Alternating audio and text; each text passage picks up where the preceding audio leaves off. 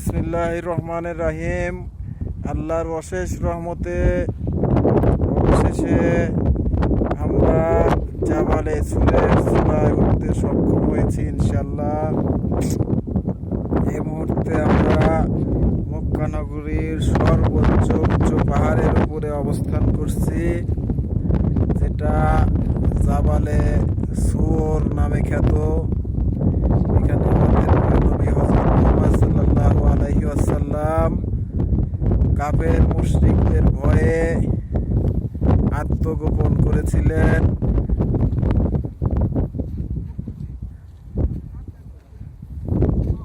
এইটা সেই স্থান।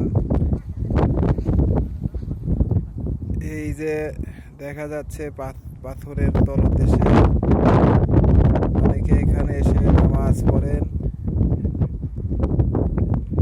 এই পাশে আর একটা আছে জায়গা, এই যে এইদিকে এখানেও পাহাড়ের পাথরের নিচে একটা গর্ত আছে। এদিকে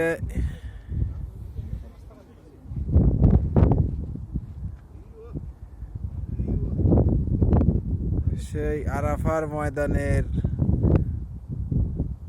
সেই জহুরার হ্রদ নামে খ্যাত পানিরই ওইখানে দেখা যাচ্ছে ওই মিনার সেই তাঁবুগুলো, অথবা আরাফার ময়দানের তাঁবু। এখান থেকে মার্ক করা কঠিন, মিনা না আরাফা বোঝা কঠিন, তবে আমি জুম করে দেখানোর চেষ্টা করছিলাম।